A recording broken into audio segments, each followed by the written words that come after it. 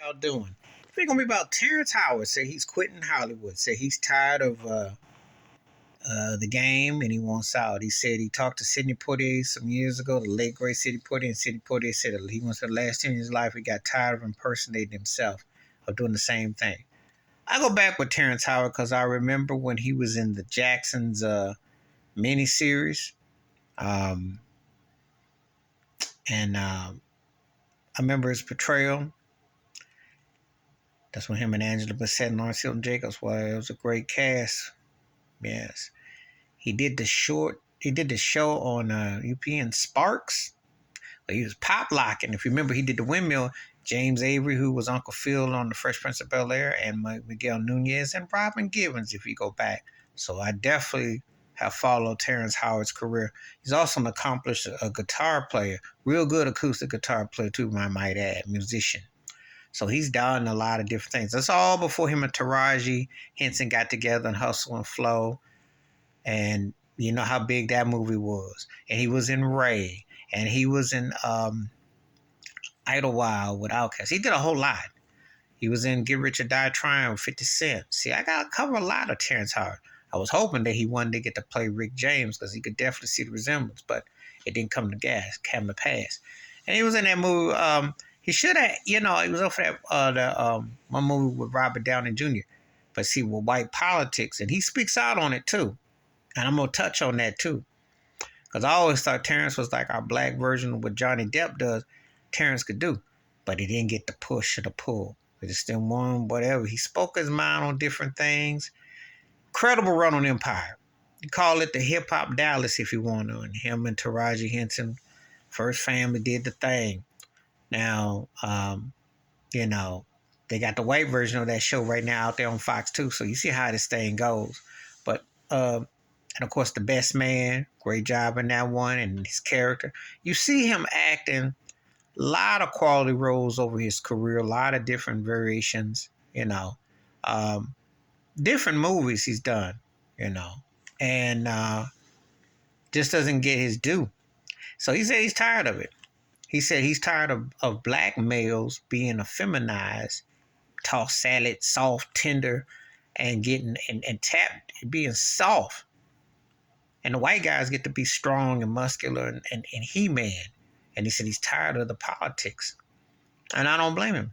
He's absolutely right. Because they don't want the rawness of a soul brother on no film no more. They don't. You can't see nothing now. And I'm not knocking people. Let me tell you something. I'm very comfortable with my sexuality. I don't have no issues with folks. But the agenda is extreme. Now, when Little Nas X got a Michael Jackson budget when you're going through a pandemic or something, that's a bit extreme when you see the budget. Or, I want to say Spotify when you have Anchor.com, which I do Anchor, by the way. My page is over there, and sometimes stuff on Spotify. I do Anchor. But they got those two black dudes in there, part of the Starburst crew. There's always an agenda to tweak black men on purpose. And you're talking about a guy who's Oscar nominated, a guy who's really takes his acting craft seriously, and he has been befuddled, they blindsided. The game has been about things that don't necessarily pertain to just expanding your craft, but how you want to get on that casting couch and how you want to get loose and do whatever it takes for that bag. And he don't need it no more. He don't want it. And he been in the game 30 plus years. Let's keep it real. The Jackson's American Dream came out back in 92. So that's at least 30 years ago off the jump. And he done TV. He done film. He's probably done some theater. He done covered the wide bases.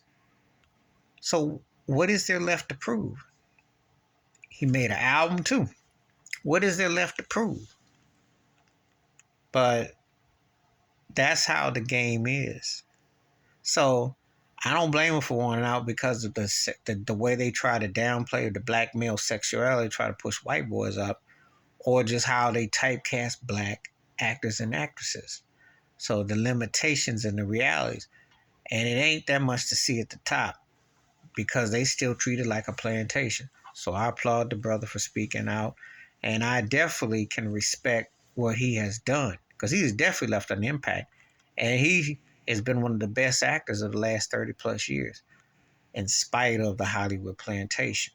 So I applaud him for speaking out. And if he steps aside and decides to do a Flip Wilson and don't get his due, I'm gonna remember him. I applaud him because he's had to go through a lot of. He's been in quality movies. He was in Ray. Remember? He was in Ray. Remember the different roles he's portrayed over the years. That man can act, but he get tired of all the jive, and I don't blame him. I don't blame him at all. I get tired of having to watch it. Because even if you're just a fan at home watching what goes for entertainment today, and you see the limitations they put on black men in particular, black women, when you see what they put out there, it's a joke. That's why I stay at home and don't want to even take part in that garbage, because it's trash in Hollywood. Please hit like, subscribe, welcome thoughts and comments, and I do respond. Thank you. Wash your hands, keep your mind clear, watch out for another. And if you want to share the video, feel free to do. And I will welcome comments and I will reply. But I'm 100% on what Terrence Howard is saying, because they didn't definitely took the base out of a lot of the brothers in Hollywood. They're still pushing the white boy agenda, and they still pushing the agenda, which is unacceptable. Not knocking choices and decisions, but when they ram it down your throat, you see what's up. I'm out.